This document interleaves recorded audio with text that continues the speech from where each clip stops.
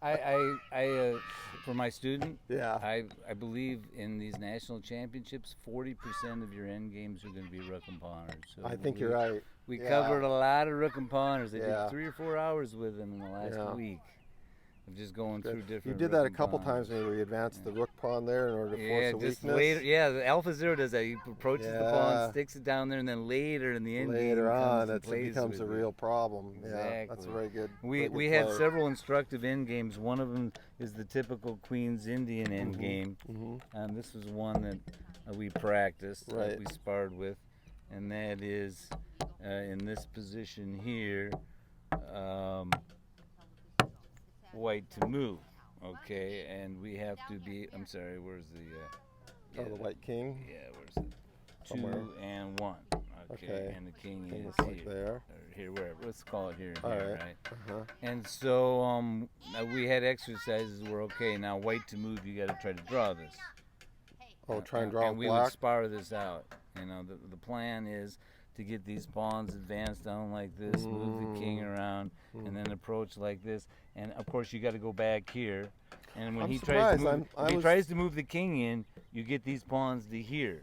So I'm surprised. I thought actually they're tough to do. I would have thought that it was going to be king can't go this way. I would have thought it would have been more like the right move here is rook here. Let's say king here. Well, wait a second. Then pawn Hold on here. Hold on a second. That's the main. Why not? Why not in?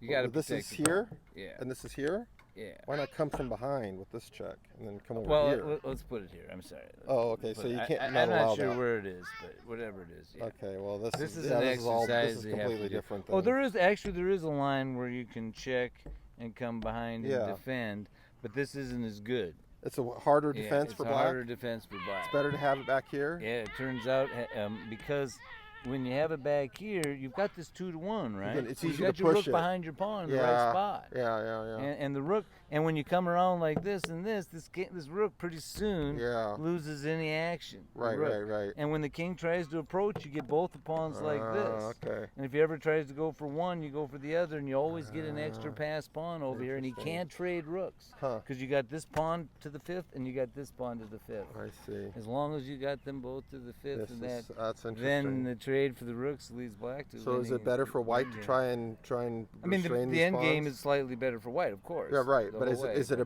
better plan for white to try and restrain these pawns with the pawn push? Well, probably like G4 right here, H4 or something like that. Yeah. But it's white's move here and rook here, and then I always tell them this is your next move. Right. G5. Right, G5, exactly. Make a move. hole and then make a hole, get that and space, you got to be able to get stops space. Yeah. And you got to get these pawns out too. Right. But the rook behind the pawn, and when the king tries to approach, as soon as it tries to come in, you just play B5 or you play A4, A5 right here, so he can't get to here. If he gets to here, right, then no big deal. Get the push in. Yeah, he can't do anything over here. Right. You can't do anything over there, and then you just kind of work your way up, get these guys going. What about if when he gets his king in here? Then how do you defend? You just keep going, right? Keep going. Yeah, you get in, and then if he goes here, push, pawn takes, your rook behind over here, and look, your king is already approaching. Yeah. Right. Right. That's not going to be too good for white either. Yeah, that makes sense. But you got to get the approach going. Right. You got to get forward. Get some space over there first.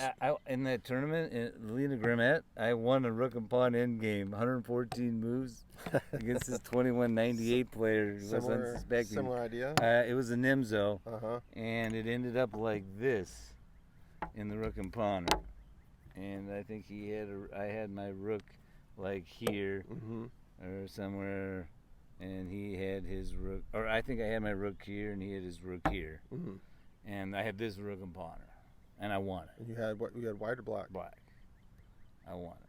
He had to go over, of course, blockade and stop it. His best move would have been here, because when I come here, he's got to get this thing. He could stop it right away, right? Or just and, there. And then, of course, I'm going to run my king over, Yeah. and he's going to inch his way back, and then he's got to get his king over, and then sack on the pawns, and then it goes rook versus 2-pawn, and I got to get my king back and win with the rook. I see. But it's a draw. Yeah. But it took about 8 slight blunders over 114 moves before I finally beat him.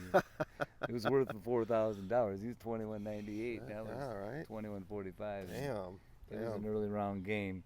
Right. But It turns out Shankovich did a study on rook and pawners, and the double pawns here actually help me in this position. Why? Because they give your king more shelter? King allows a little shuffling maneuver to get the space that I need. Yeah. And so it actually is better than having it like this. Right, you can use the double pawns to create space for yourself. And it happened a couple times in the end game where I was able to use this lever on an e-pawn one time. And I just kept trading that thing off and weakened this pawn. And interesting. I won the pawn and had an extra pawn over here, and I won that one. Wow.